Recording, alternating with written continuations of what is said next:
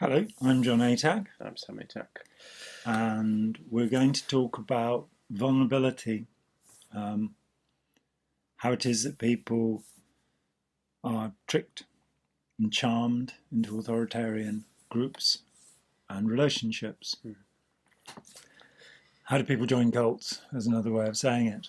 And we're just going to talk about the precondition that exists. And elsewhere I've talked about dislocation, but the word transition is a very good word. So the idea is that cult members are stupid, gullible and weak, and it's their own fault that they become involved with groups that fleece them of all of their money or become involved with partners who beat them up. And, well, it's a point of view. It's not a very intelligent point of view. Because what tends to happen is, I mean, we all want to belong, unless we're psychopaths, of course, in which case you don't want to. Yes. I don't know why you're watching this video if you're a psychopath, because it's not going to be useful to you at all. Unless, of course, you want to start your own cult group. Yeah, in which case you should watch a series. Oh, dear. But the beginning of a relationship, a dangerous relationship, is at a point of transition. And that transition may indeed be a moment of weakness. You could be feeling sad because you've lost a relationship. What was the group which would go through the obituary pages? Or the LaRouches, the followers of the right-wing political leader, Lyndon LaRouche, who fortunately has shuffled off this mortal coil, as the bard put it. Coil, by the way, means confusion. Oh. In that sense, it's not much used in that sense, but outside of that phrase, it's shuffled off this mortal confusion. But yes, the LaRouches would go through the obituaries and find widows or widowers and then go and talk to them. So there's a moment of devastating dislocation and transformation, transition. It's easier to pick on people who've got something that's going wrong in their lives, that they're ill or But any change to our habits, our routines and our beliefs makes us more vulnerable. Some people, I can remember a woman who, she joined Scientology and she got to a very high level. She was training as an OT5 counselor, and she went home from Florida to Los Angeles, and while she was at home, she just went, what am I doing? And somebody came along to her and said, but Laurie, I got involved with Scientology because I wanted to be like you. And she said, well, no, I'm just the way I've always been. I've always been a cheerful, eager sort of person. But that showed a point of transition where she was no longer within the group. Had a good friend who sadly wandered off, and I'd love to hear from him, called Danny Fumagalli, who grew up in Scientology. And when he was 18, he was a high-ranking official because teenagers at that time had the high positions in Scientology. A bit like the Cultural Revolution in China, really, that Hubbard had gone, oh, yeah, we could do that too. We'll put the 14-year-olds in charge. So Danny had basically, his mum had brought him up in Scientology and he was totally into it. And then he had to go and, because he was a Swiss citizen, he had to go and get a visa, and he ended up, I think he was in Spain for a week or two on his own. And for the first time he was on his own. This period of transition meant that he went, I really don't want to do this.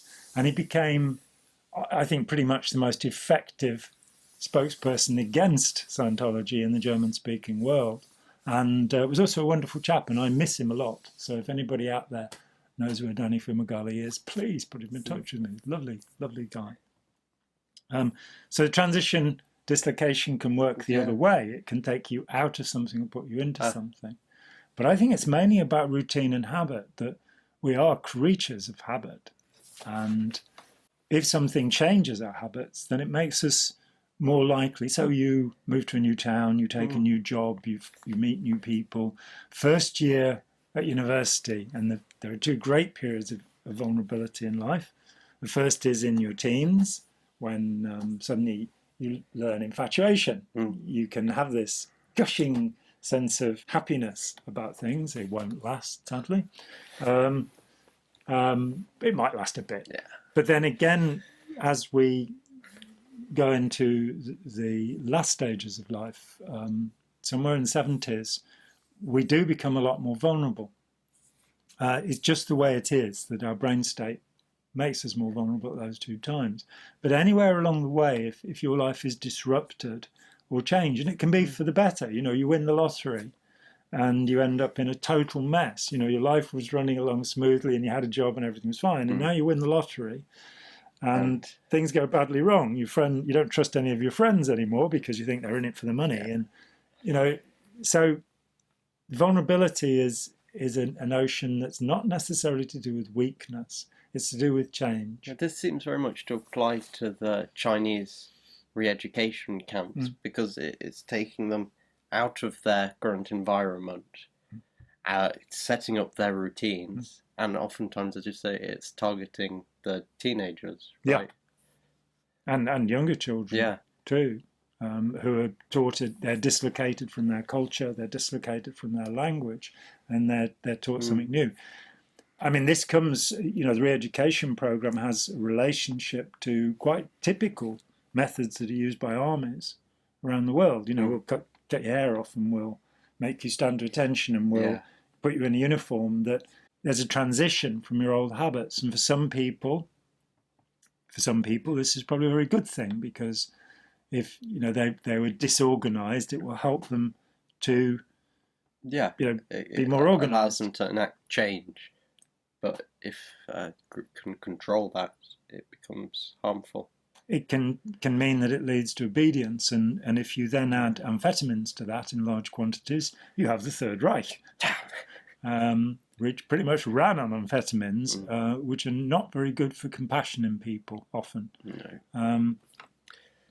But it kept them awake so they could keep fighting. Okay.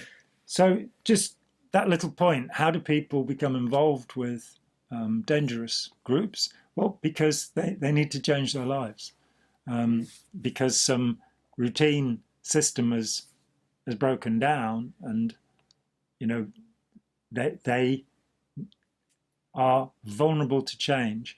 This model was put forward by I think it was Kurt Lewin, but Edgar Schein used to talk about it. That you unfreeze somebody's behaviour. Yeah. You change their behaviour and then you refreeze it in the simplest possible terms. And the unfreezing it can be done synthetically, it can be done artificially, but it does happen naturally. So that if you've suffered a loss in your life or undergone a significant change, it could even be something like stopping smoking. You could be putting aside a bad habit, and what will you replace that with? Well, chewing gum or eating sweets so you get fat. Or eating too much, or we tend to lose control of our own habits, and perhaps buried in all of these religious and mystical teachings is the notion of practices that will bring you back into control of yourself, acting in a pro-social and good way. Often those teachings are then misapplied and used to control people and make them obedient.